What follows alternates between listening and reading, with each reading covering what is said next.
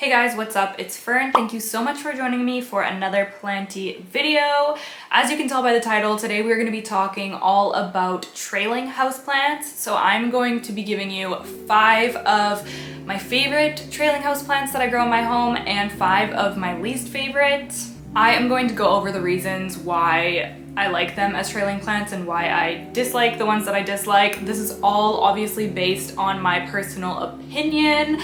I'm sure some of them will be controversial, but we all have different experiences and different growing conditions and preferences. So before we hop into today's video, I'm going to be giving a huge shout out to today's sponsor, Native, which is amazing. You guys already know that I love Native. So if you're not familiar with Native, they are an incredible personal care brand that is making some huge steps towards becoming more sustainable. Today I'm going to be talking about their plastic-free deodorants, which I have right here. You can see it is in this paper packaging, which is so awesome. So this is made from paperboard that is sourced from responsibly managed forests. I recently got a few new scents in the mail, and this is the one I've actually been using the most lately. It's the cucumber and mint. It smells so fresh and it holds up all day, you guys. As you know, we just went through that insane heat wave and this was my go-to. I've already used quite a bit of it.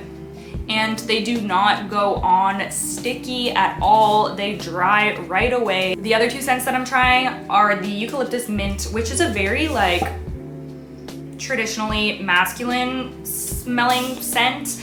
And then I'm trying one from their sensitive line, which is the aloe and green tea, which smells like really like spa vibes. I really like this one as well. I've talked about Native in the past before, and you guys know that they're the only aluminum, paraben, sulfate-free, vegan, and cruelty-free deodorant that I've tried that I actually love. They were kind enough to give me another discount code for you guys. I know a lot of you checked them out during my last sponsorship with them, so thank you so much for using my code. And the one that I'm gonna give you today is WildFern2. I will have a link down in the description box. So you're gonna get 25% off of 3 deodorants. It's normally $39 for a set of 3, and you will get it for $29, which is an awesome deal. I really hope that you guys check them out and love them as much as I do. Let's get on to the trailing plants business. Okay, so we're gonna start with my favorite trailing plants first. We'll start with positive. And the first one that I'm gonna talk about is my beautiful neon pothos. You can see she's quite long now. I've actually taken several propagations from her, so she used to be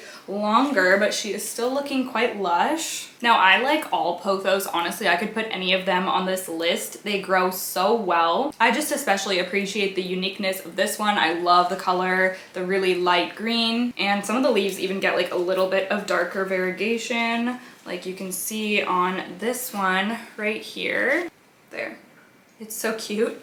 I just find that this grows really consistently for me. Like honestly, the leaves at the top are the same size as the leaves at the bottom, which is a big thing for me, and we'll talk about this in the second portion of the video, but I have a qualm with plants that start out really large leafed and then just push out really small new growth. And I've honestly never noticed that with this plant. It's always just been very consistent for me. Like, look at how beautiful it is. You cannot deny her beauty. Also a very easy grower. I've grown this plant in a variety of different lighting conditions. She has gone through periods of my neglect and she's still going strong.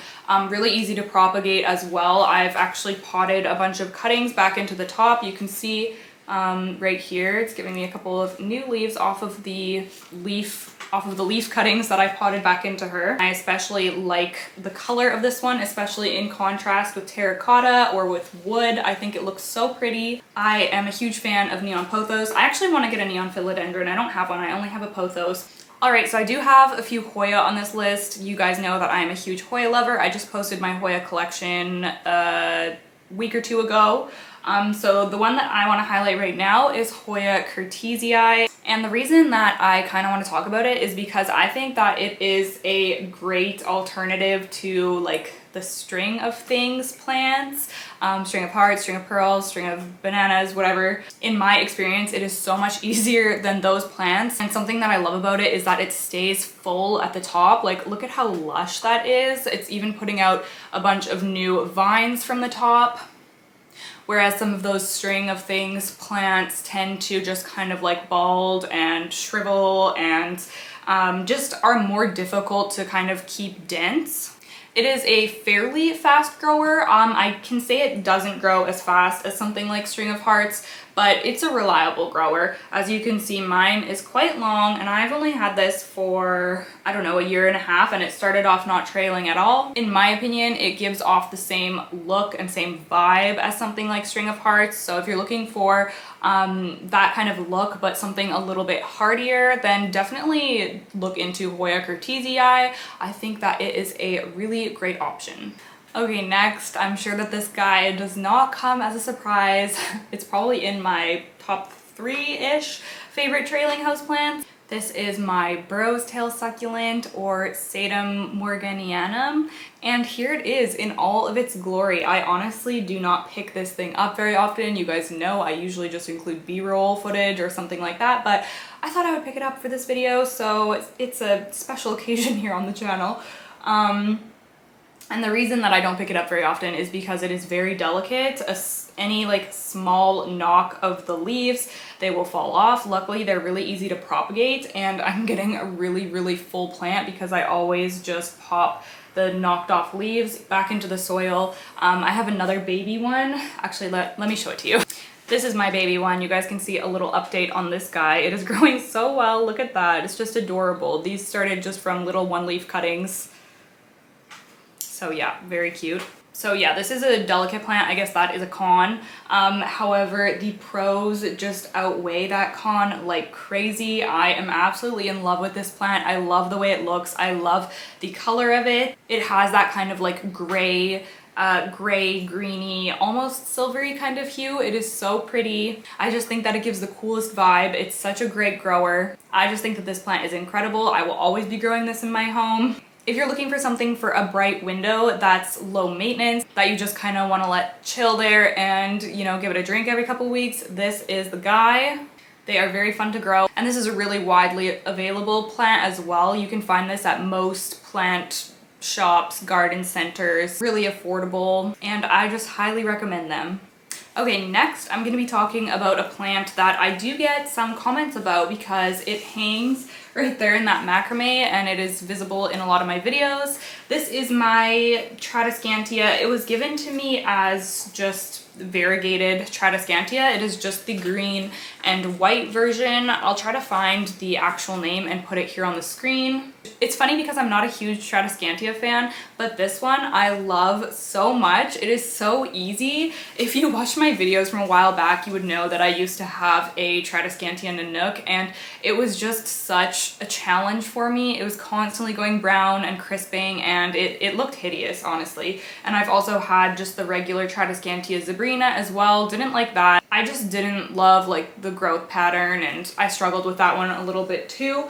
But this one, my friends, this one has been a completely different story. I can recommend this one so highly. Honestly, if you see this green and white Variegated Tratascantia and you want a lush hanging plant, this thing has grown so much for me. It started off as just small little cuttings that I received last summer as just a little bonus clipping with something that someone mailed me. And I remember I didn't really think much of it because my experience with Tratascantia at that point was kind of like, like I said. But it surprised me. This thing has just grown so fast. It's so prolific, very easy care. I honestly just ignore it, water it when it gets super wilty looking, and the crisping on this is pretty much non-existent. There's like a tiny spot on one leaf, but otherwise this is not crisped up at me. This is not crisped up on me at all like the other ones I've had have. The leaves are really pretty, really cute, and they even have like some fuzzy kind of like hairs on them. I don't know if you can see. Let me try to show you. I also just love the color scheme. I'm not the hugest fan of like pink and purple plants and whatnot, so this is definitely just like a much better fit for me. I think I could definitely use a repot if I am being honest. It's probably getting pretty root bound in this little terracotta pot, and I'll probably pot it in plastic next. And the last one that I'm going to be sharing with you today is my Epipremnum pinnatum Cebu Blue. This is what it looks like. This is my trailing version. I actually have recently taken some cuttings of it. I actually recently did a care guide on Cebu Blue as well if you're interested. But this is definitely one of my all-time favorite houseplants. You guys know I'm a huge fan of the bluey, silvery toned foliage, and this is such an easygoing plant for me.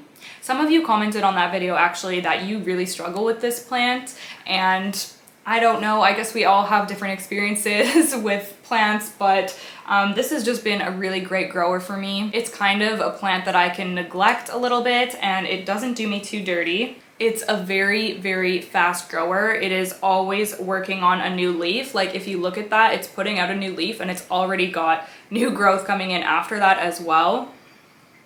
Propagates super easily. I can't even count how many cuttings and baby plants I've gotten from this thing.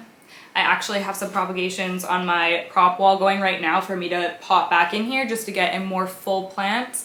A lot of people have huge lush baskets of this and it looks absolutely incredible, so that's the goal for me for sure. We are getting there slowly but surely. I also have a climbing version, so I would say that this is definitely a plant that looks beautiful both trailing and climbing. That's why I want 2 of these plants in my personal collection, because I want one to be trailing and one to climb. It demands very little of me and it gives me a lot, so it's definitely in my favorites. And if you can get your hands on one, I highly recommend. I know in some regions they can be really hard to find, but my fingers are crossed for you if you're looking for one because they're totally worth it. Okay, so for the second portion of the video, I'm gonna go over some of my least favorite trailing plants, and I have individual reasons for each of these, so let's just jump right into it. Alright, so the first one that I'm going to be talking about is Monstera Adensoni, as you can see here. And I should say that a lot of these are plants that I absolutely love, but the method of growing them as trailing is not my favorite. So as you can see, this is an absolutely beautiful plant that I have here in front of me. This is actually growing in leca. And this actually doesn't grow as a trailing plant, which I think is why it looks so nice. This actually grows kind of propped up against the wall behind me on the table there. As you can see, it has a really nice kind of growth pattern. I don't have any of these that I let trail anymore. I have this one that grows on the wall, and then I have my big Monstera Adensoni on a moss pole behind me. I just found that I really just prefer to grow these as climbing plants. This is the case with a lot of Monstera, Philodendrons, Epipremnum, but for me, I just wasn't able to get those large leaves. The leaves would just kind of diminish into really tiny ones and it would just shoot out runners. These guys just really love to climb. So if you are struggling growing your Monstera Adensoni as a trailing plant, I would definitely recommend giving it a moss pole or a plank or something like that to get these larger leaves and a really beautiful growth pattern. I absolutely adore Monstera Adensoni, just as a trailing plant, it's not my favorite. So that's kind of how it grows behind me like that. Okay, the next one I'm going to talk about is honestly kind of the same story. This is a Philodendron Brazil, and I kind of want to group in all of these kind of heart-shaped philodendron. Like it's the same with my philodendron silver stripe. So obviously this is a beautiful plant. I love the variegation. This one is actually really full. It looks fantastic, but the thing about Philodendron Brazil is that when I let it trail, it just starts giving me these tiny, tiny leaves. Like look at that. Like they're cute, but they're just so small compared to the large leaves that it has at the top, which is just so frustrating because I wish that this would grow as a nice trailing plant with these huge leaves all the way down, but it's just never happened for me. I've had multiple of these plants and I decided to actually propagate this one and grow it up a moss pole.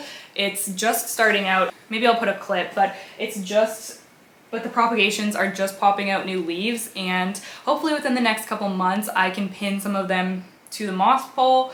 I can't wait to see a Philodendron Brazil grow on a moss pole. I've never done that before, but I'm really hopeful that I'm going to be able to get some big leaves out of it and it's going to look really great. So yeah, beautiful, incredible plant. I just really want it to continue giving me these large leaves. Okay, next on my list, I feel like a lot of people are going to disagree with this, but string of hearts, my friends. I struggle keeping these looking full and lush and nice. Like look at that. That is unwell. It's balding at the top. It's so sparse. It is just like empty vines. Even like here, it's all just like empty. It's grown back on the bottom and I kind of just take propagations from this and start new plants. This is why I put the Hoya cartesia in the first part of the video as like an alternative to this one, because it's, in my opinion, it's just not like the best. In my opinion, it's just not the best trailing plant, especially if you're a new plant parent, because they can end up looking like this. Now granted, if you put in the effort, you can keep them looking beautiful and lush. Like if you go over to Crazy Plant Guy's channel, his is incredible, but it can also go like this. So, and this isn't to say that I don't love String of Hearts, because I absolutely do. I have a variegated one and a Silver Glory version that I love and I baby more than this one. But I can definitely neglect something like my Hoya cartesia and it will not end up looking like this, so I tend to prefer that one over the String of Hearts. Alright, the next one I'm going to mention is often marketed as a beginner-friendly plant, which it is to an extent, but it is the spider plant. Now, I like spider plants. They're a vibe. If you followed me like way back, then you would know I used to have a giant spider plant with tons of babies. It was very cool.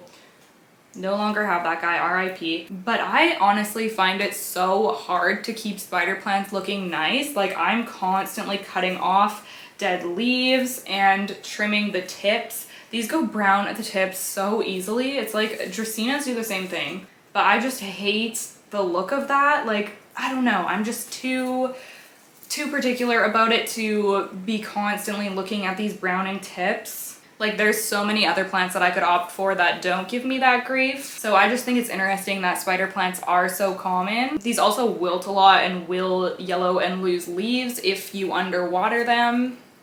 Like, this really is a pretty high maintenance plant for something so common and marketed towards new plant parents. It's just not my favorite, honestly. I'll probably be getting rid of this one soon because it just doesn't bring me that much joy. This is probably the only one on the list that I like don't actually like that much as a plant, which is a bit of a shame, but I just constantly feel like I'm trimming dead leaves off of it and just like trying to keep up with keeping it looking presentable.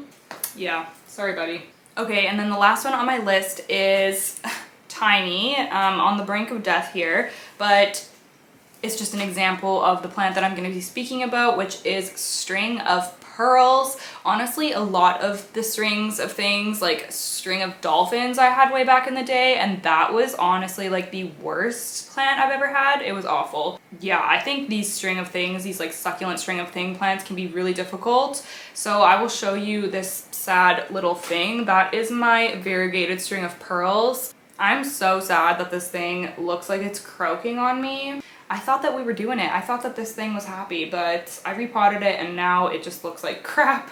I cannot keep string of pearls alive. I don't know what it is. I don't think I'm overwatering, so I don't know. They just shrivel up and die on me. I find them really tricky. I do not recommend string of pearls for new plant parents. I don't know what the trick is. I love a full lush pot of them, but yeah, for some reason them and I just don't get along. Maybe I'll be able to save this little variegated one, I'm not sure. But yeah, I just find them really tricky and they can end up looking really sparse as well because the pearls will dry up and fall off, and it's just a whole procedure to keep those things alive. I'm sure there are a lot of people out there with thriving and beautiful string of pearls, and that's absolutely amazing, but this is definitely just one trailing plant that I have never quite got on with. And yeah, it's unfortunate because I really do like the way they look. I will honestly probably try again with the variegated string of pearls if I can come across one, because they're so nice, but yes, we shall see if I can get that one nailed down. Alright guys, that is going to be it for today's video. Let me know your thoughts down in the description box below. I'm so curious to hear from you. Also, don't forget to check out Native deodorant in the description box if you are interested in trying them out. Thank you so much again, Native, for sponsoring this video. I hope that you guys enjoyed the video. I will see you in the next one. Bye!